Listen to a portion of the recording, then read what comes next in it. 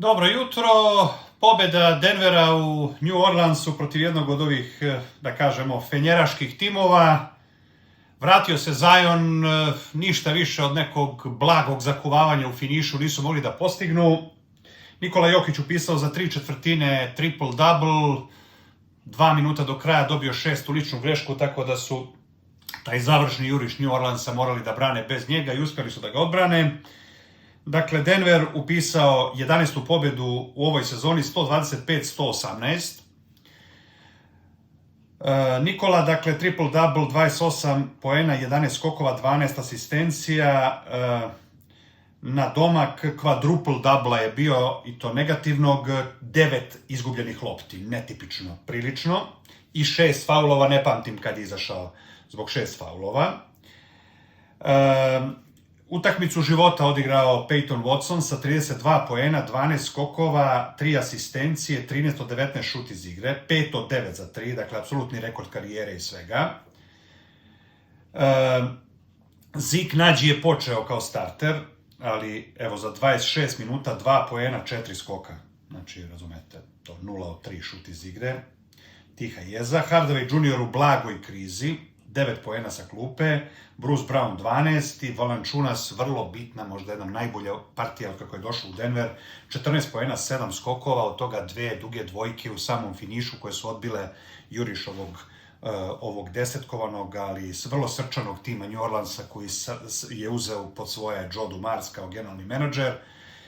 Dečko koji je zaista zablistao danas, Queen se preziva, znači Queen kao kraljica, 30 poena, 9 skokova, 4 asistencije, ruki, apsolutno dete koje ako ne bude imalo nesreću sa povredama ima da blista. Zion 14 poena, ništa specijalno, Trey Murphy 23 poena, on je tu blistao i tako dalje. Dakle, tim koji je u nevolji zbog povreda i tako dalje, samo 2 pobjede i sada 13 poraza. Nikola je uspeo za 3/4 to da upiše, ali na kraju se zakuvalo, i to ozbiljno se zakuvalo, i da Valanciunas nije pogodio duge 2 dvojke, znači onako 45 stepeni od koša, onako vrlo, da kažemo,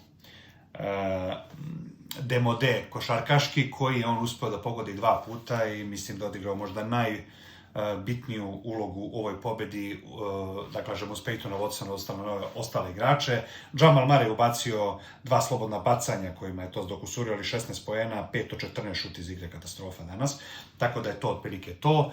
I Denver je 3. tim sa najboljim učinkom u NBA ligi po broju ovih pobjeda.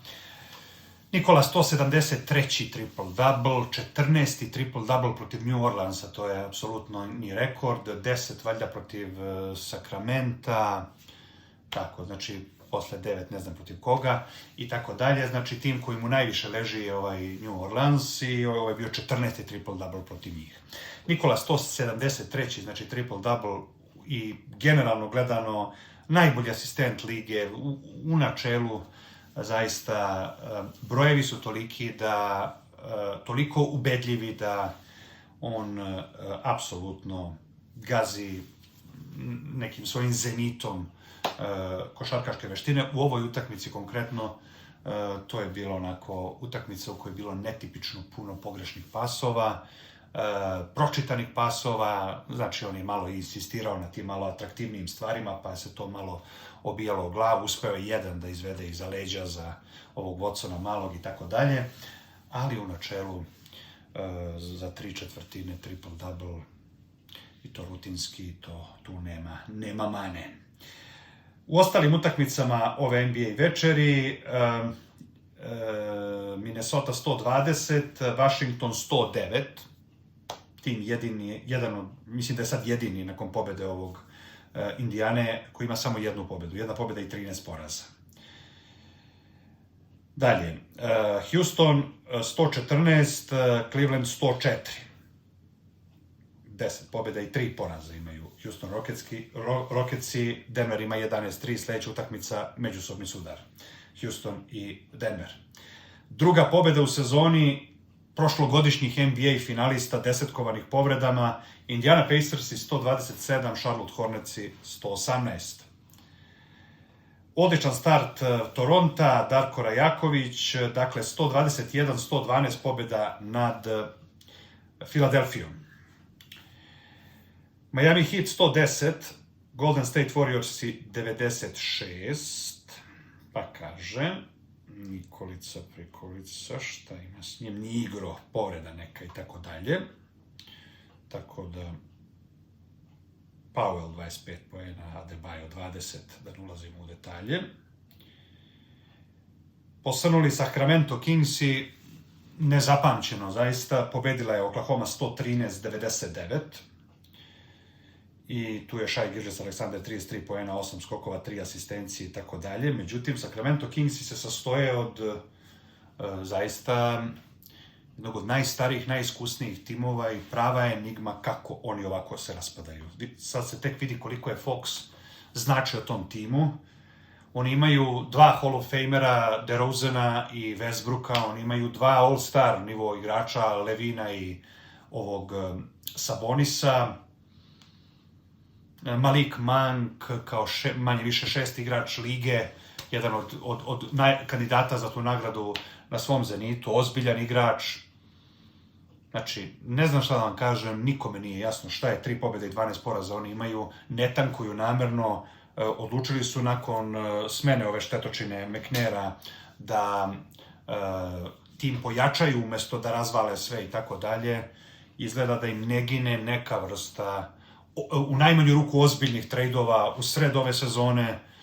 Mislim, tu moja ozbiljna sumnja je može li Sabonis da sedi na poziciji 5 i da bude ozbiljan play-off tim.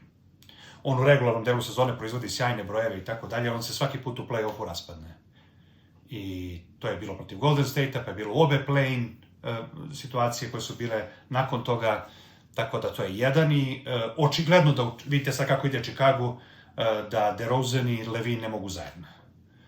Zašto ne mogu zajedno? Nema logike, razumete, to su odlična dva igrača, pojedinačno i tako dalje. Njih dvojica u Chicagu koji je bio super tim i tako dalje nisu mogli ništa i došli su ovde i samo jedan diletant imbecil kakav je Monte McNair je mogao da sklopi ta dva igrača koji nisu radila u Chicagu, da isklapa nakon trejda Foxa ponovo ovde i sad vidite da se to potpuno raspada u mukama.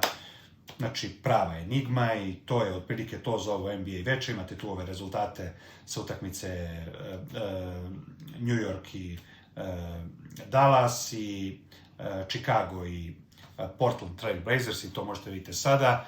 To bi otprilike bilo to za ovo NBA veče. Nikola uspeo da u jednoj vrlo netipičnoj utakmici upiše triple-double i manje više napravi zalih u svom timu koju oni nisu prosuli u posljednja 2 minuta bez njega i eto to je, ja mislim, sasvim dovoljno za, kažem, 11. pobedu, za odličan start i za situaciju koja Denver vodi ka vrhu zapada. Direktan sudar imaju sada sa timom koji manje više ima utakmicu manje, isti broj poraza kao i oni protiv Houstona, super tima Houstona, pa će se tu vidjeti. Danas mora da se napomene da nije igrao Aaron Gordon uz Christiana Browna, to su neka dva najkonzistentnija i najbolja startera iza Nikole Jokića. Znači, bolji od Jamala Murraya i korisniji od Jamala Murraya i jedni i drugi, iako statistički Jamal Murray počinje ovu sezonu sa brojkama koje su najbolje od kad igra za Denver. Razumete? Ali posebno Aaron Gordon koji je igrao košarku života, sada ima neku kao ispred ostrožnosti tu zadnju ložu zbog koje nije igrao 7. utakmicu protiv, ili je igrao sa jednom nogom protiv Oklahoma, ako se sećate prošle sezone, znači taj hamstring, znači on odmara, tako da ga odmaraju večeras. Eto, to je otprilike to za ovo NBA veče. Veliki pozdrav!